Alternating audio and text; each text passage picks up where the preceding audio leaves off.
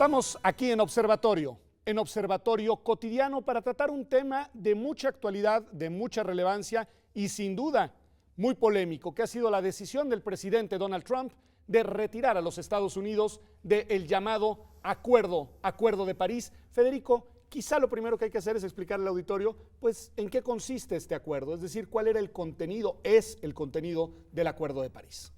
Bueno, el Acuerdo de París es una derivación del Convenio Marco de Naciones Unidas para el Cambio Climático. Y en él se prevén las reglas que van a ser a partir de que se agote la vigencia de Kioto, es decir, de 2015 hacia el 2020. Okay. Kioto termina en 2015. Kioto termina en 2015, con una extensión que podría ser hasta el 2020, pero todavía no se encuentra definida. Y las reglas que van a empezar a aplicar son unas reglas jurídicamente vinculantes, pero que tienen que ver con arreglos inmediatos, instrumentales, que van buscando que los países se ajusten para cumplir con las metas. ¿Y cuáles son las metas? Ese es parte del problema. Ese es parte del problema. Digamos, la meta esencial tiene que ver con que no se eleven las temperaturas más de 2 grados centígrados. O sea, tiene que ver con esto que llamamos calentamiento global. Calentamiento global, okay, muy discutido para unos y otros, y entonces ahí es donde empiezan los debates, porque tienen que ser 2 centígrados que tienen que ver con una cifra basada en la época preindustrial, okay, con inventarios de emisiones que se hicieron en los años 90. Entonces, eso significa que más o menos los países globalmente deberían de hacer esfuerzos para que al final en el registro de temperaturas no alcanzaran como máximo 2. Ok, pero globalmente, no cada país, sino todos los países en su Globalmente, cada país tiene que hacer actividades independientes, pero el marco de Naciones Unidas es para que todos actúen globalmente. Ok, a ver, nos ayuda Federico a entender, Majo, cuál es el, digamos, objetivo sustantivo del acuerdo que tiene que ver con este control del calentamiento global y con esta reducción de las temperaturas, si me permites decirlo así, del mundo. Pero hay otra dimensión en la que el acuerdo también es relevante y ahí te pido a ti que nos ayudes a entender, que es la dimensión de política internacional. ¿En dónde está la relevancia específica de este acuerdo que, según he entendido y según me han dicho, tiene algunas particularidades que lo hacen especial? Claro, bueno, fue un acuerdo negociado entre 195 estados. Para empezar, eso lo vuelve complejísimo, es prácticamente toda la comunidad internacional. Los únicos estados que no se sumaron a la negociación fueron Nicaragua y Siria. Los únicos dos que no se sumaron a la negociación. Exacto. Okay. Y Nicaragua porque le parecía poco ambicioso, entonces al final Nicaragua no firma el tratado y bueno, en Siria estaban muy ocupados. No están en condiciones de negociar. Sí. Okay. Entonces la complejidad de la negociación es enorme, ¿no? Y sin duda se necesita una acción global para atender un problema así de complejo y que afecta a todos los estados y que va mucho más allá de las fronteras nacionales. Entonces, la complejidad de una negociación entre tantos países y además de los choques que existen entre los países desarrollados y los países en vías de desarrollo. Porque con el protocolo de Kioto se habían definido pocas responsabilidades para los países en vías de desarrollo, justamente porque es cierto que históricamente la responsabilidad por el calentamiento global recae más bien en las potencias tradicionales, ¿no? En Estados Unidos, en Reino Unido, y entonces a países como China, India, les parece injusto que ellos tengan que comprometerse a compromisos similares a estados que históricamente han ocasionado mucha más contaminación y que además eso les ha permitido un mayor desarrollo. Okay. Entonces ahí también había un tema muy complejo. Una complejidad de poder, para digamos, negociar. de alguna manera poner a todos en la misma situación para una negociación que fuera una negociación justa, pareja. El liderazgo en este caso, Federico, y creo que es relevante, de la negociación, la llevaron sobre todo China y Estados Unidos, si no me equivoco. ¿Qué significado tiene? Es decir, ¿qué nos dice? Creo que María José nos explica muy bien que no son países que en estos temas suelan, digamos, estar en la misma sintonía o solieran estar en la misma sintonía y sin embargo ahora llevan el liderazgo de la negociación. Bueno, China es uno de los mayores emisores de gases de efecto invernadero, al igual que la India y al igual que los Estados Unidos, pero también hay que recordar que uno de los países que no ha ratificado la Convención de Cambio Climático es los Estados Unidos. Okay.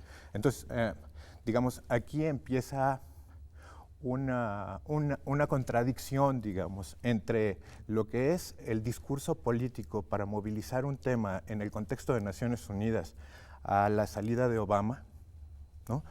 Y la otra que tiene que ver con la necesidad de impulsar los mercados de emisiones a nivel global que han estado deprimidos por las crisis continuas que ha tenido sobre todo Europa. Entonces, en ese contexto, entre tener que ir hacia adelante con las negociaciones de cambio climático cuando muchos países estaban saliendo, Canadá se salió, Japón estaba a punto de tomar la decisión de salirse, igual que Rusia, entonces toma Obama el liderazgo y trae este Acuerdo de París. Entonces, la ventaja, digamos, en términos mediáticos, es que llaman la atención de todo el mundo para este tema de Naciones Unidas.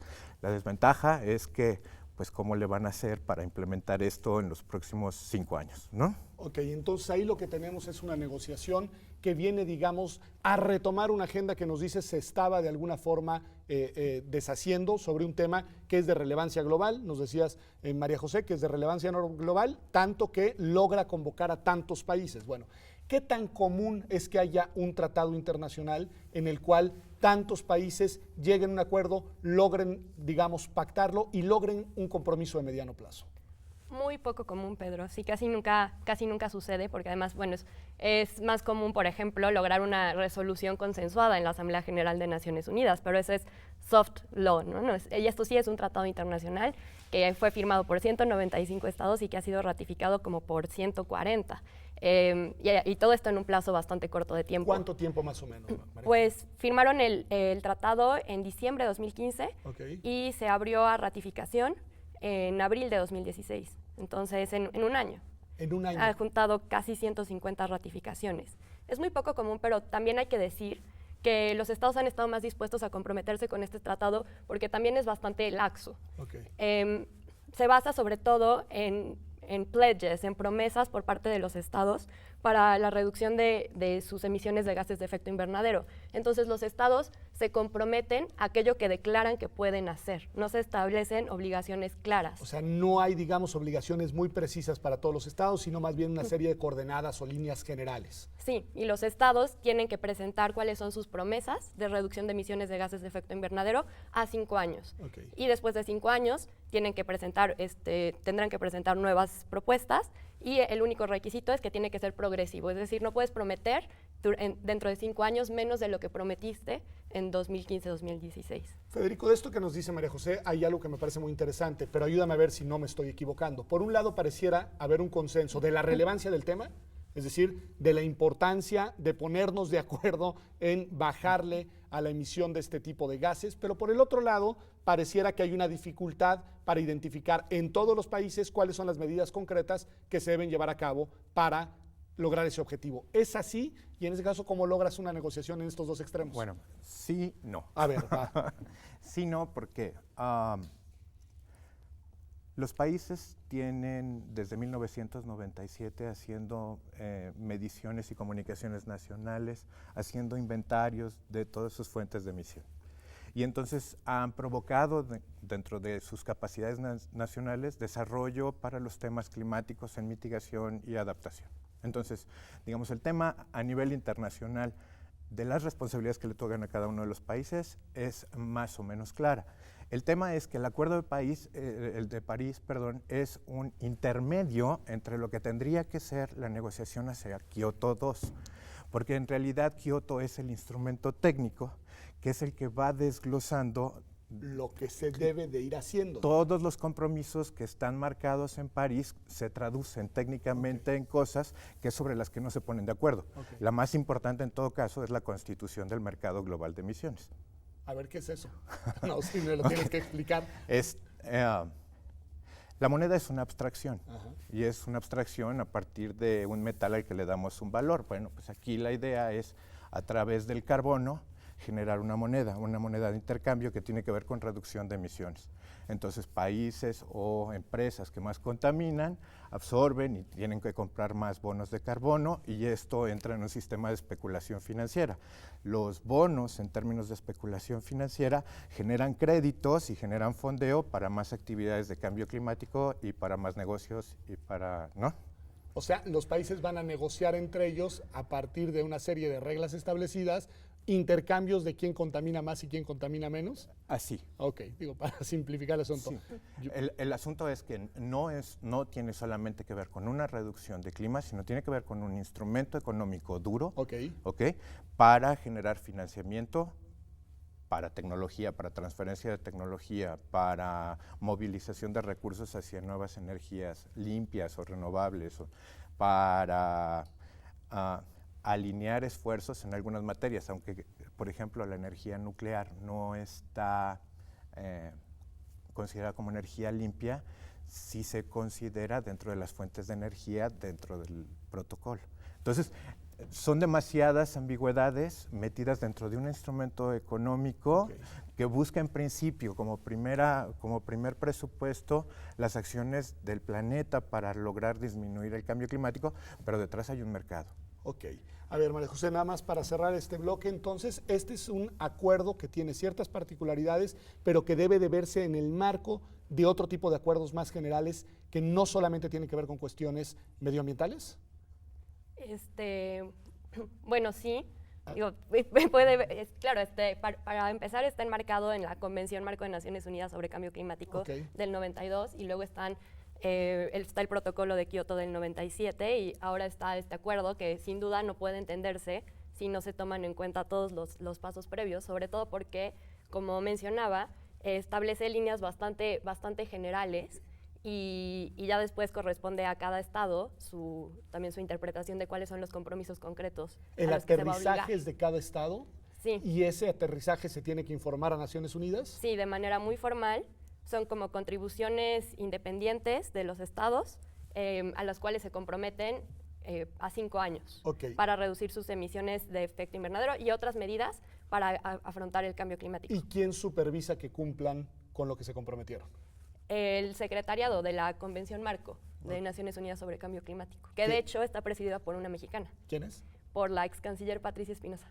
Perfecto, pues bueno, vamos con todos estos datos. El asunto es complejito, parece fácil, pero no, acá lo que Federico nos colocaba de la dimensión, digamos, del mercado de emisiones, me parece muy interesante, muy complejo. Esto de que haya normas generales y obligaciones particulares de cada estado también me parece de suma relevancia. Y lo que no me han explicado, porque no se los he preguntado, pero es la pregunta que sigue después de un corte, es ¿y qué fue lo que decidió y por qué decidió y qué implicaciones tiene la decisión? No digo del gobierno general de los Estados Unidos, porque todo indica que fue una decisión del señor presidente Trump.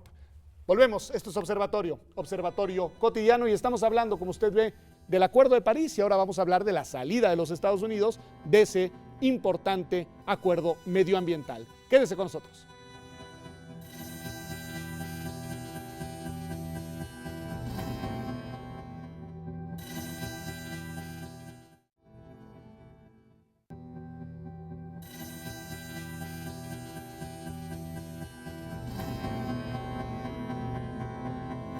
Ya estamos aquí de regreso en Observatorio Cotidiano, hablando del Acuerdo de París y de la salida del gobierno o de los Estados Unidos del mismo. A ver, María José, ayúdanos a entender cuál es, digamos, la línea discursiva, cuáles son los antecedentes de las posiciones públicas que había adoptado y cuál es la lógica pública, política, que va tejiendo y que va delineando la decisión de Donald Trump. Bueno, Donald Trump desde su campaña presidencial fue bastante escéptico acerca del cambio climático. Bueno, incluso hay unas declaraciones muy famosas en las cuales él dice que el cambio climático es un invento de los chinos. Entonces, desde ahí viene el escepticismo. No solo es en torno al Acuerdo de París, sino a la existencia del cambio climático per se. Aunque ahora ya como presidente ha moderado mucho más su narrativa, ese es el trasfondo original. Y bueno, básicamente el argumento que dio Trump en su discurso para retirarse del Acuerdo de París fue que es un acuerdo que tiene enormes costos económicos para Estados Unidos, que se perderían muchos empleos, así un argumento vago, pues, que él no gobierna para la gente de París, sino para la gente de Pittsburgh, y que a la gente de Pittsburgh le interesa los empleos, el crecimiento económico, y que por tanto Estados Unidos se retira del Acuerdo de París porque tiene costos enormes para su país y que van a buscar renegociar el acuerdo en términos más favorables para Estados Unidos y que si no, pues ni modo. A esta idea de que va a buscar renegociar el acuerdo, inmediatamente los países europeos le dicen aquí no hay renegociación posible, usted si quiere salir se sale, pero el Acuerdo de París se queda como está. Federico, ayúdanos a entender por qué esa respuesta. Bueno, en principio porque digamos, la parte dura de la convención es Kioto. Entonces, París es como una declaración de nuevo término. como lo que ocurrió en el 97, vuelve a repetir ahora con París. Y entonces es este concierto de 195 países poniéndose de acuerdo para lo que va a ser en el futuro la dimensión de ejecución legal en términos del cambio climático. Entonces, si antes no estuvo Estados Unidos, Porque no estuvo en Kioto, nos decías. porque no estuvo en Kioto, si decide salirse de París, pues eso significa que sigue estando fuera de las negociaciones de cambio climático. Aunque es curioso, está fuera de las negociaciones globales de cambio climático, aunque Estados Unidos tiene su propio programa de cambio climático al que nosotros también estamos adheridos. Ok. ¿Ok?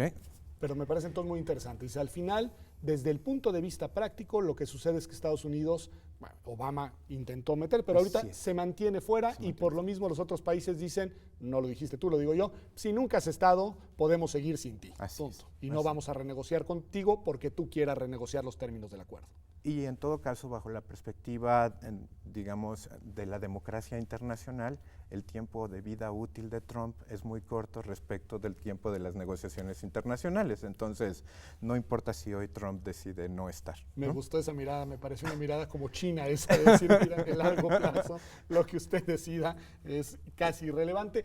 Hay otros actores que no son menores y que son también transnacionales, internacionales, que son las grandes empresas y en este caso grandes empresas energéticas. Yo leía, María José, entre otras, pero por ejemplo, que tanto Exxon como Shell, en fin, estas grandes empresas dijeron, se molestaron por la decisión de Trump y digamos, reaccionaron en contra de la decisión de Trump y se pronunciaron a favor del acuerdo de París. ¿Por qué? Bueno, es bastante claro que el futuro son las energías renovables y que el mundo está transitando hacia eso. Y además estas empresas transnacionales tienen intereses en Estados Unidos, pero también en otros países. Entonces, no les interesa que Estados Unidos se quede atrás. Y además, bueno, sin duda se incurrirían en costos importantes, pero hasta las empresas como Shell parecen estar conscientes de que hay más que ganar. Y en términos, pues sí, medioambientales, pero también en términos económicos a futuro. Y bueno, también yo creo que tiene que ver con el interés de las empresas de tener una imagen de responsabilidad corporativa que es O sea, también es una poder estrategia, suave digamos, también. de publicidad. Yo creo que sí. O sea, decir que quede claro que nosotros somos las grandes empresas que en principio contaminamos, pero no estamos a favor de la contaminación. Ese sería un poco el discurso. Yo creo que sí. Sí, un poco contradictorio. Pero. No, interesante. A ver, de los tres objetivos que María José nos coloca sobre la mesa, por los cuales se podría explicar, y yo coincido con ella, la posición de estas grandes empresas. Uno, pues el estratégico mediático de imagen. Otro, genuinamente el medioambiental. Pues yo creo que esa preocupación, sobre todo a quien tiene hijos, le debe de preocupar mucho lo que sigue. Pero también nos dice María José, pero también hay una racionalidad económica. Es decir, quizá estar con el Acuerdo de París es, desde el punto de vista económico, una decisión racional. ¿Tu opinión, Federico, sobre esto? Claro que sí. ¿Por qué? Es más, de hecho, ese es para mí el argumento. Porque el ingreso al mercado de carbono, o sea, que el planeta entre al mercado de carbono, en automático abre la bolsa de la especulación internacional, donde los primeros que van a tener mano para monopolizar bonos van a ser aquellos que generan emisiones de carbono o que tienen que ver con aprovechamiento y exploración de recursos de carbono, de hidrocarburos. Entonces, ellos de alguna manera van a tener mano preferencial sobre el movimiento de carbono respecto de, digamos, las reducciones de emisiones que van a tener que hacer los países en términos de conservación o de reducción de gases de efecto invernadero. O sea, esas reducciones, digamos, que tienen una finalidad medioambiental, generan, digamos, tú lo que dirías es oportunidades de negocio para estas grandes Claro, empresas. por supuesto, millonarias, multimillonarias. O sea, y habría ahí una parte de la racionalidad del acuerdo. Es que es interesante porque pareciera que hay una sinergia entre los objetivos medioambientales, objetivos genuinamente económicos, pues porque son empresas, y también objetivos también, digamos, un poco estratégicos de imagen, ¿no? Otros actores que reaccionaron mal, y era de esperarse, pero son organizaciones de la sociedad civil a nivel mundial preocupadas por este tema. ¿Qué podemos decir de eso, María José? Porque me parece importante la sociedad civil organizada y qué costos tiene, te hago la pregunta de una vez, para los Estados Unidos frente a estas organizaciones la decisión de Donald Trump.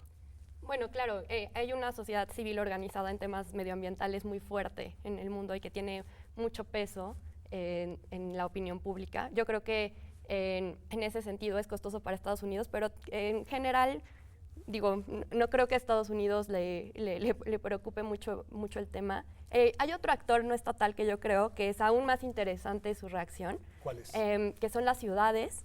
A ver, eso es interesante. A ver, háblanos un poquito de Las eso. ciudades y los estados de Estados Unidos que se están rebelando en contra de la decisión de Donald Trump de decidir retirarse del Acuerdo de París. Michael Bloomberg, el exalcalde de Nueva York, está liderando todo un movimiento así multimillonario en el cual están comprometidos, creo que ya son 9 estados, 30 ciudades y como 100 empresas para ellos cumplir con los objetivos que propuso Obama para Estados Unidos en términos de reducción de emisiones de gases de efecto invernadero, inclusive si Estados Unidos no es estado parte del Acuerdo de París. O sea, aunque no están formalmente en el acuerdo, esas ciudades deciden que van a seguir cumpliendo con los compromisos que les hubiera implicado estar dentro del acuerdo. Sí, y que colaborando entre sí van a lograr la meta que se había planteado para Estados Unidos a 2020, lo cual es interesantísimo porque generalmente en relaciones internacionales pensamos al Estado como un actor unitario. Claro, como un autor único y si sale, Claro. se salen todos. Y acá estamos viendo que no, que la política y que además la organización federal y la democracia americana, hay que decirlo, pues opera y funciona. Me imagino, Federico, que estarás pensando que detrás de eso también hay una racionalidad económica. Y si es el caso, explícanos Ahí cuál es. tiene que ver con racionalidad política. A ver, explica. Bueno, al final tienes una sociedad después de la salida de Obama y el ingreso de Trump dividida. Okay. Conservadores y liberales que no se pueden poner de acuerdo y que no han agotado los discursos ni han logrado cicatrizar para unificar su decisión política de futuro.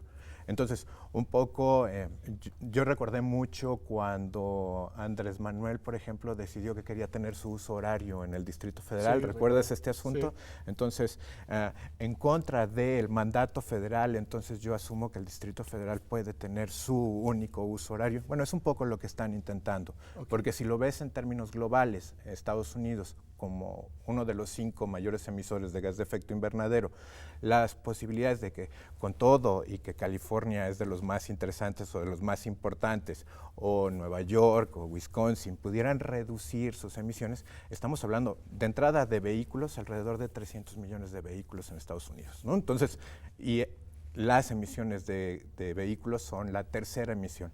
Todavía tendrías que pensar en acereras, mineras, ¿no? Plantas de energía. Entonces, es más discurso político que... Importante, simbólico, pero más... Sí, pero digamos, en esta pugna entre los demócratas y los conservadores que están tratando como de ver hacia dónde tira más la atención para golpetear a la presidencia, ¿no? Me parece interesantísimo. María José, independientemente de eso, que me parece también que creo que es una buena mirada, ahí lo que hay es política y política claro, local sí, y sí. política de mediano y largo plazo.